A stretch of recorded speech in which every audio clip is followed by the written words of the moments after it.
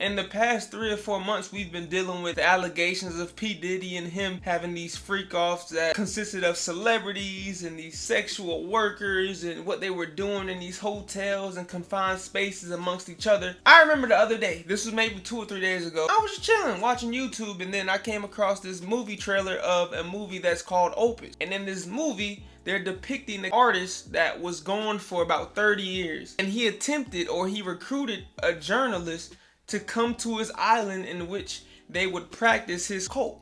Now, I haven't watched the movie, so I don't know in full details what that was about. Before I overjudge it, I want to move my example to something that I know for sure. If you haven't watched the movie Blink Twice, you should probably watch it in order to understand where I'm coming from. In Blink Twice, Channing Tatum, he's this rich and brilliant, charismatic individual who's not only extremely rich, but he's manipulative. The co-star in that movie, her name is Naomi. I'm not going to butcher her last name, but in the movie, her name is Frida, and she is a waitress at the party that Channing Tatum is hosting for these billionaires. Channing Tatum takes a liking to her, and he invites her back to his after party, which is on this island. And at this island, they're getting lit, they're drinking, smoking, having fun. Go on for like 7 to 8 days just partying. In fact, they lose contact with what's going on the outside world. They don't even know how long they've been on this island. Frida, which is the lady that Channing Tatum met at the party, she makes a realization that we've been on this island for a long time. And before you know it,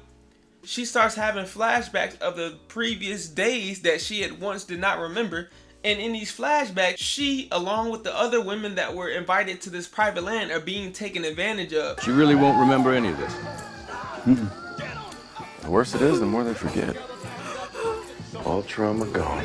And the whole time they have been sedated, or they have been under the influence of this drug that basically clears their mind. How did we get to a point where we're watching movies about rich people taking advantage of people under them and having sex with them or sexually trafficking them? Do you guys remember Jeffrey Epstein? A registered sex offender who made a fortune as a hedge fund manager in the 1980s and 90s, known for his lavish lifestyle and high-profile connections. Jeffrey Epstein is facing new allegations that he exploited dozens of young girls for sex. Victims were given cash payments if they could bring other underage girls to be similarly abused. And that's how he continued to expand the number of new victims that he had. It's the latest in a decades-old saga that's been held up as an example of how powerful, rich men avoid accountability. The media with that, they took it and ran with it and made it into something that was a form of entertainment instead of actually addressing the faults that lie within Jeffrey Epstein. He was incredibly sick. This dude was one of those people that if you see him in Walmart, you better hope you don't bump into him, or you better hope he doesn't bump into you, because Lord knows what he might try to do to you. Instead of taking this more serious approach to Jeffrey Epstein and the P. Diddy's, alleged P. Diddy's, he isn't found guilty of anything yet. Instead of taking a serious approach to it, we ease into it by finding humor in it instead of seriousness. It's just mind-boggling, because you have real people in these scenarios. You have real people who were lured out to Jeffrey Epstein's island. You have real people who dealt with P. Diddy, and of course we have Cassie, who has run-ins with P. Diddy, which they settled out of court. You have real people who are traumatized by these events that they come to the public with, and here we are as the public and the media laughing at the shit, thinking everything is funny, overlooking the actual message. This is a reoccurring thing that's happening in Hollywood, or in that second level of people that the regular average motherfuckers like me and you, I would assume, aren't invited to. Vince McMahon. Vince McMahon is the top dog of WWE. He is the main guy in charge. He owns WWE as a franchise. Vince McMahon was being accused of some serious things, worse than P. Diddy. Oh, you thought Diddy was bad? Well, he is. But you want to meet someone who's arguably worse? Vince McMahon. See, Vince McMahon had a problem. He's currently under federal investigation for misconduct with many women. His daughter's a character on the show as well. She plays his daughter. In fact, his whole family plays themselves. Here's where things start to get wicked. In a wrestling promo video, his daughter says, "I've only said no to my father for 2 things. And one of them was he could not be the father of my child in the show." Focus, we not finished. Look at the time. She was married to a wrestler named Triple H in real life. They were having a kid. After they told her dad, Vince McMahon, "No, we're not participating in that story," Vince McMahon then asked What if it's your brother? Her brother and her husband said, no, Vince! But the media took that and completely buried it under the rug and still continued to promote WWE. Why aren't we really holding these people accountable? And the media, why are we supporting these stories in a way that's gonna justify it in a sense? For the Vince McMahon situation, if people were really concerned about how he was treating women, there would be no WWE. That would be shut down. People who participate in the WWE, they would no longer support it. But I do understand that that's people's livelihood. That's how they make their money. But when it comes to throwing all your morals away in order to support yourself and your career, where do we draw the boundary? Again, a lot of people are really hurt by what Vince McMahon did to them. A lot of women have come out and spoke against Vince McMahon, and here we are on Netflix promoting what happened, but also monetizing it and putting Vince McMahon in a seat or a position that's bettering his brand as a whole. I just don't understand it, bro. I thought it'd be a layup case. People have wondered who I really am. You know, portrayal of me, I'm a bad guy. But no one really knows me. Vince McMahon comes on here.